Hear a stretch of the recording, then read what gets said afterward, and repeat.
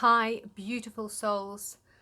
I just want to begin by thanking everybody, those new people that have watched my videos, and for the new subscribers. Thank you so much, really appreciate it.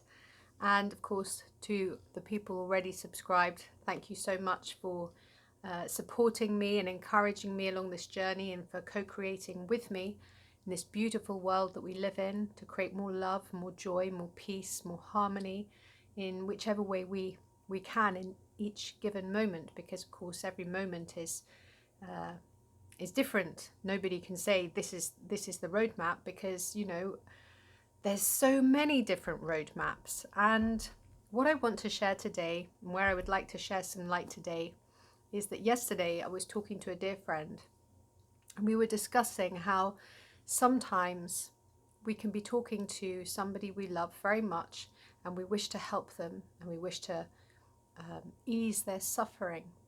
But sometimes you just really can't. You just can't reach somebody else, because you can disempower them if you try too hard to get in their stuff and to help. People have to help themselves, or they have to reach out and say, hey, take my hand, I'm in the quagmire here and I really need some assistance to be pulled out of it. And it had me considering this this feeling like we wish to help people and we can't always reach people. Why is that? Why is that? And I was feeling it, and I was feeling it here right deep in my heart. And I was like, of course. And this is something I'm sure I've mentioned, but not in this way. So I want to explain this in this way today. And that is that often people have addictions. They may have, addiction to smoking, drinking, eating, sex, you name it. They might have an addiction. But it's never about the addiction. It's about the underlying hurt or trauma, wound that makes a person want to soothe themselves through addictions and with addictions. Now, the addictions also are a mask for something else. So whilst a person may have a trauma and they use the addictions to soothe that trauma, they also have another layer on top of addictions. And the addiction there, the other addiction, so you might get somebody that, like, for instance, myself, years ago I used to be a very heavy smoker. I've been through, doing drugs, alcohol, I'm one of those people that used addictions to hide my inner hurt, like so many other people. Now, this is the thing that I want to share today, is the fact that when you remove those addictions, you might feel good for a while, and you might feel very proud of yourself because you think, hey, I managed to knock smoking on the head, or I stopped drinking when I used to be, like some people might say, an alcoholic. But there's another addiction that often people forget to address, and that is the addiction to your stressors and your stress hormones. And everyone has different ones. Everyone has a different thing, a different hormone that basically is a buzz to them. It gives them a buzz. So for some people it might be, and I'll talk about myself, but in the past it would be, say, like victimhood, like poor little me, oh gosh, poor little me. And that poor little me, deeply wounded, would, I don't know, find that and feel sorry for myself. And then once I realized that, I was able to address it. Once I realized I had this pattern of being poor me and attracting situations to be poor me, I could address it. Now, a lot of people aren't able to address that because they're not able to see these patterns that they have created for themselves. And yesterday when I was chatting to my dear friend, and we were discussing like how there's certain people that we love so much but we can't actually reach them. Now, some of these very, very dear souls that I was discussing are people that have very, very strong stressors, and you can't get through those stressors because they've been practicing them a lifetime. And if you even talk about the stressors, they get very defensive, and so it's like, wait, back off, and you just leave it, because you shouldn't actually get into people's stuff.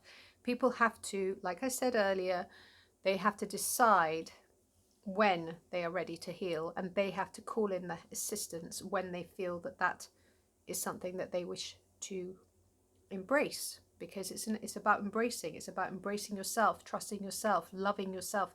Everything always comes back to love. That's really always the way. Love is always the answer. Love is always the way.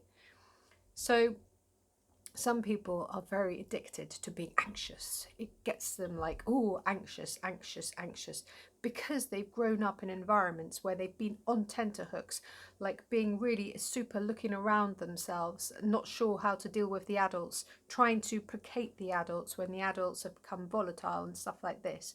Maybe it's not the adults, maybe it's another thing, but you get the picture. You might have people that are addicted to being angry and outraged and cross. You know, that's another stress response. It might be that they are depressed, that they use their depression because that's something, a stressor that they are used to, that hormone they are addicted to, and they may be able to get out for a while, and then it becomes like, oh, but this is not what I'm used to. So they get back to that same pattern of like, I'm being depressed and I'm depressed, and I'm not being unkind to anybody's journey here. This is just how I see it. And once you can see it in a different way, or once you can explain it in a different way, maybe somebody listening needs to hear this. Maybe somebody will come to this video at a point where maybe this is the way that they will understand it, so they can go, oh yeah, and then you know what, maybe I can help myself through this. You know, I just feel that sometimes we have to explain things or share things or feel different ways of expressing something in order to get through. And there's lots of different other ones, you know, I haven't mentioned all of them because there's no possible way that I can, you know, say them all out right now, here and now. But I think you do get the picture. There are certain patterns and certain stressors that people use over and over and over because they are used to it. Not feeling good enough, like going back to that where everything is rubbish and nothing works out, and that they feel really bad about themselves and really, you know, like as if that they're terrible or something. And